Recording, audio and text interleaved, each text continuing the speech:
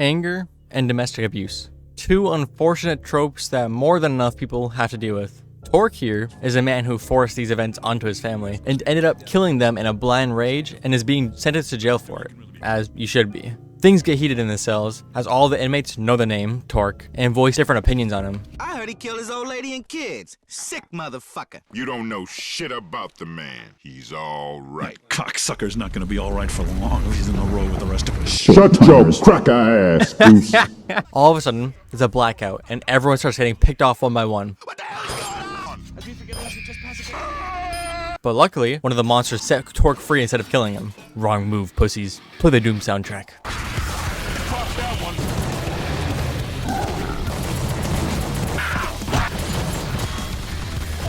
Okay, that's too far ahead. Torque gets released from his cell, and now he has to escape while also trying to figure out how or if he killed his family. And that's the gist of the story. The suffering story is honestly pretty good. It gets confusing at some points, but overall the design and backstory of the creatures and the manifestation of the beast mode, which I'll talk about later, is pretty interesting and a lot more in-depth than I thought it would be. But let's talk about gameplay and atmosphere. A good chunk of the game takes place in the jail, allowing you to explore every inch of it, such as the showers, the courtyard, the guards posts, and checkpoints, while eventually making your way through cemeteries, sewers, asylums, and even lighthouses. The vast POIs kept the game feeling fresh. Having a fresh coat of paint kept me going when I otherwise would have gotten fairly bored. The gameplay is also a lot different than I thought it would be. At first you're only given a shiv, and it's very simple to use. Just spam left click and press Q or E to dodge.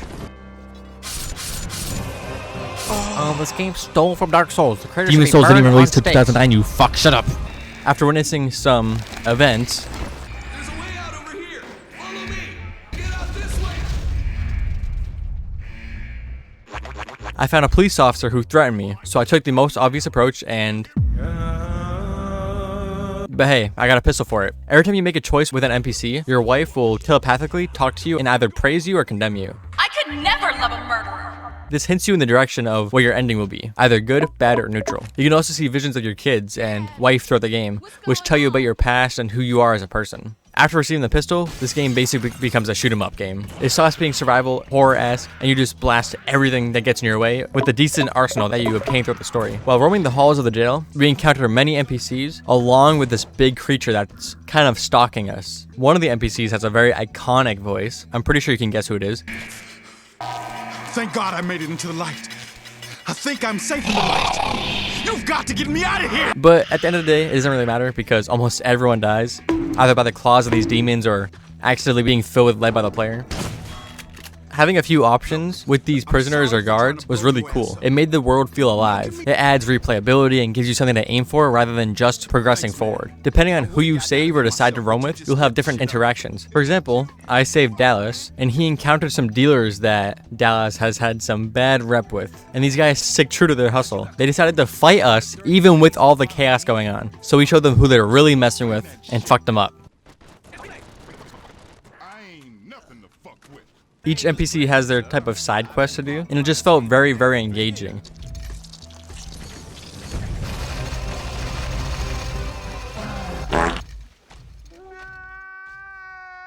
The combat itself is straightforward but works well. As I said earlier, you can dodge attacks if enemies get a bit too personal. You can shoot off their heads and arms, which will cause them to eventually bleed out. You can even go into first person mode, which is pretty sick and something that I wasn't even expecting for a 2004 game. The enemies themselves are also really unique. I love the designs and backstories as they all represent some form of execution. The Slayers represent decapitation. The Marksmen, who represent death by firing squad. Mainliners, death by injections. Noosemen, you can guess this one. Burrowers, who were buried alive. Festers represent slave traders.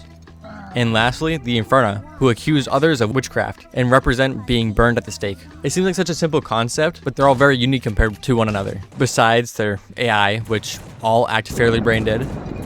So for the actual combat, the main negative was the poorly designed AI. The AI would either stalk the absolute fuck out of me, or do some weird reenactment of Michael Jackson's moonwalk that sounds like a fucking microwave. Eventually, we meet the three main characters of the story, besides Torque and his family. We have Hermes, who's the bad guy of the story. He's the jail's previous gas executioner, who wants us dead. Horus, who's being tortured even in the afterlife and wants to help us in return for our help. He's the good guy of the story.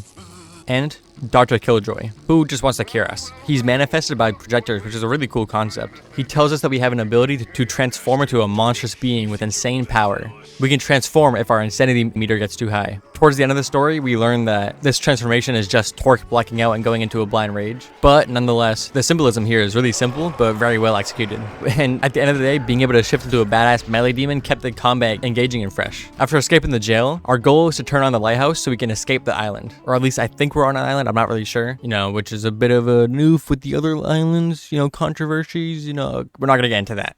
But to eventually get there, we need to pass through the cemetery where we find Horace's grave and where we explore Dr. Killjoy's asylum. When we make it inside of the asylum, we get locked inside and need to make our way through the asylum by breaking all the projectors, which are blocking a good chunk of the doors we need to get through. While doing so, we get to see some of the sadistic treatments that Dr. Killjoy forces upon his clients.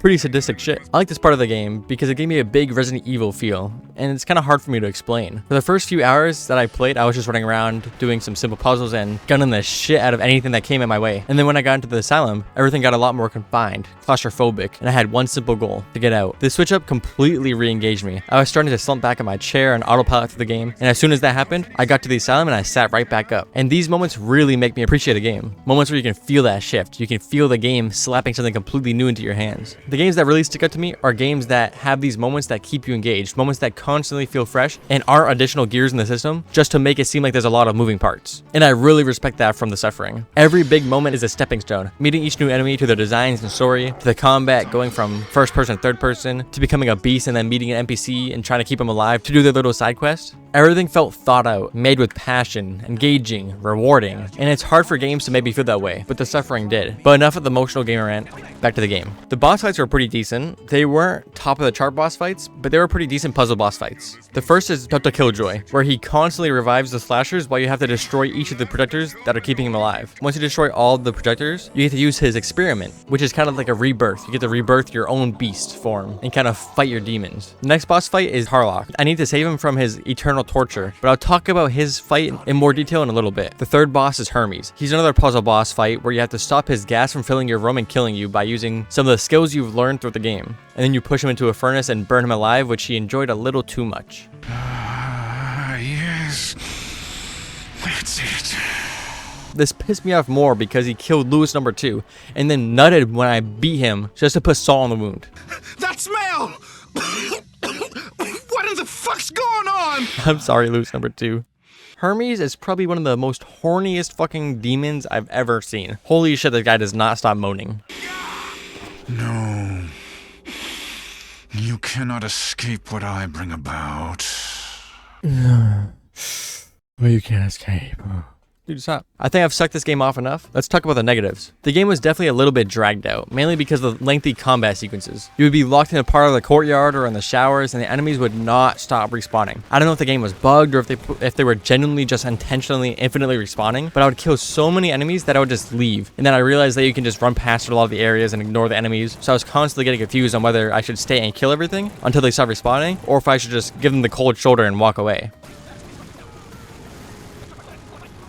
Also, I encountered a few bugs like this one where the beast form that was stalking me and running around got caught in a doorway, so my vision was constantly blurry and I heard him breathing non-stop. So I decided to speedrun as fast as I could to get out of the jail, and it didn't even matter because eventually you have to backtrack into the jail to save Harlock, and the bug was still happening. So I had to do this boss fight while the breathing and vertigo vision was still going on, which also, I think this is the reason, which bugged the lights. So the electricity chair boss fight was just straight blinding.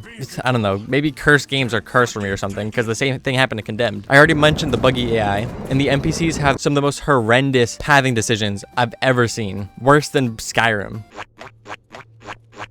Also, the final boss was fairly buggy too. The final boss is you fighting yourself, kind of like fighting your own demons. You have to kill your beast form with your normal body, have your son tell you to Kill yourself! in which you do kill yourself in your beast form. Get him up, let him get up, let him get up, let him get up. Your wife says she forgives you, and then you have to kill your anger self, which has Torque for a ball sack.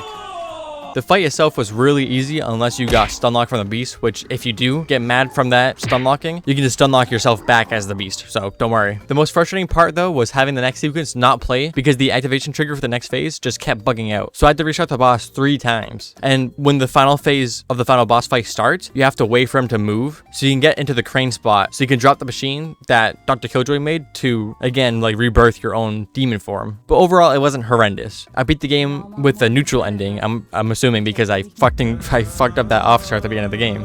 The endings always consist of you activating the lighthouse and then getting rescued, which this officer said that I'm still an inmate, so when I get back to the beach, there'll be more police officers waiting to arrest me. So I said, fuck you, and knocked him out, and went on my merry way. My only final complaint is that it feels like some of the enemies were taking much longer than they should to die. Mainly this little fucking golem shithead. But besides that, I enjoyed this game. I beat it in around 5.5 hours when on average it says 8. And it kept me going and I beat it in 1 session, so that should say something. And if you watched this video in 1 session, I appreciate it. Thank you for watching. And I recommend that you check out the suffering for yourself. Now I'm gonna go back to bed and cry over Jujutsu Kaisen some more. See ya.